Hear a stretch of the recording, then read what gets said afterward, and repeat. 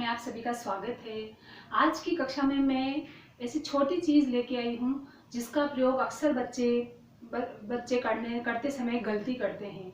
तो वो है हे और हे। हे पे जो बिंदी लगती है, अनुस्वर लगता है, तो एक हे पे बिंदी नहीं लगती है और एक पर बिंदी यानी अनुस्वर लगता है। तो बच्चे पूछते हैं कि ये अनुस्वर वाला हे का प्रयोग कहाँ किया जाता है और इसका प्रयोग कहाँ किया जाता है। तो मैं ये समझाने के लिए आज आपको आई हूँ। तो हम ये समझेंगे कि हे और हे का प्रयोग कहाँ किया जाता है। तो इसके लिए जैसे एक वचन और बहुवचन,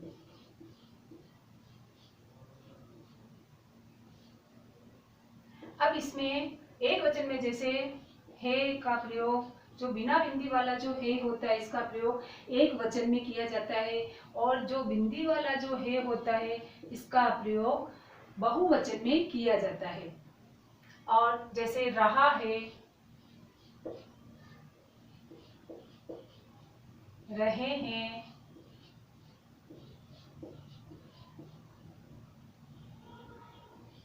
रही, रही, ये बहुवचन वाले रही। लड़कियां पढ़ रही, जैसे लड़कियां पढ़ रही है तो बहुवचन है तो वहां पर बिंदी का प्रयोग होगा, अनुस्वर का प्रयोग किया जाता है। ये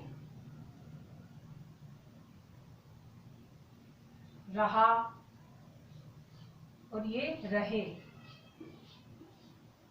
इस तरह से जो अनुस्वर वाले जो वर्ण है जिसमें हे और इनका प्रयोग है उस पर हमेशा बहुवचन में ही उसका प्रयोग किया जाता है और जिस पर अनुस्वर नहीं है उसका प्रयोग एक वचन में। इसके लिए हमने पिछली कक्षा में पढ़ा था, जब मैंने वचन पढ़ाए थे उस समय हमने पढ़ा था कि जैसे वचन दो प्रकार के बताए थे मैंने आपको, एक वचन और दूसरा बहुवचन।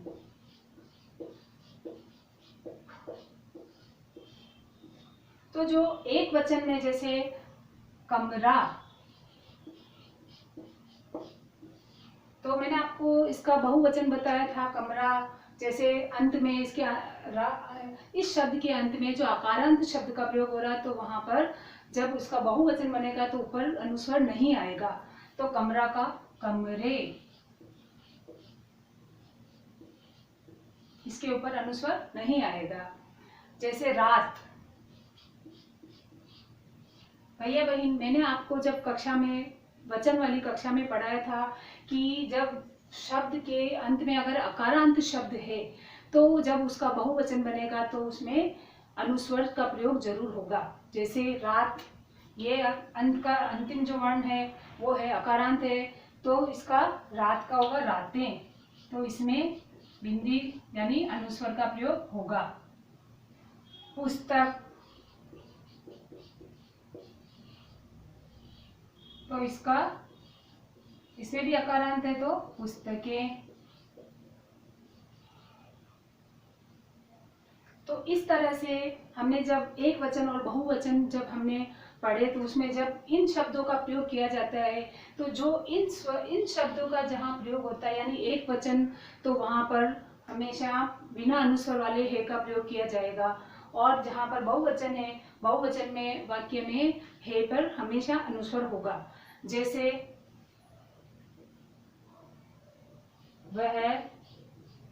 वह जाता है, जैसे वह जाता है, तो इस वाक्य में वह एक वचन है तो इस पर अनुस्वर नहीं आएगा इस हे पर।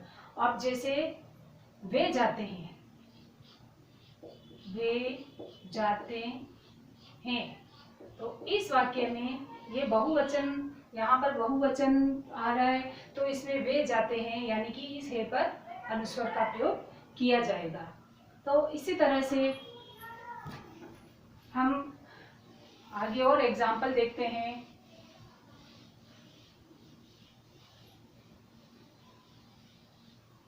जैसे वह सो रही है, रही है,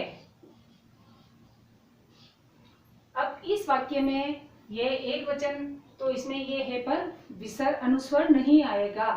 अब आगे जब हम बहुवचन वाला वाक्य लिखेंगे तो उसमें अनुस्वर का प्रयोग किया जाएगा। जैसे वे खेल रहे हैं, वे खेल रहे हैं, ये इसमें अनुस्वर का प्रयोग किया जाएगा क्योंकि वे जो शब्द है ये है बहुवचन। ये एक से अधिक का इसमें इस वाक्य में एक से अधिक बालक है, तो इसका मतलब वे खेल रहे हैं, तो इसमें हमेशा अनुस्वर का प्रयोग किया जाएगा। और इस वाक्य में, इस वाले वाक्य में ये एक वचन को दर्शा रहा है, तो यहाँ पर अनुस्वर नहीं आएगा। तो इस तरह से आज हमने भैया बहन, आज हमने इस कक्षा में है और है पे जो अनुस्वर वाला है, इन दोनों के बारे में अंतर पता करा है और मैंने समझाने की कोशिश करी है, क्योंकि ये अक्सर छोटे बच्चे जो होते हैं, तो वो 6 से जो बच्चे होते हैं, उन बच्चों को ये ज्ञान जरूरी होता है ताकि वह कोई भी परीक्षा में गलती नहीं कर सके। इसके लिए धन्यवाद।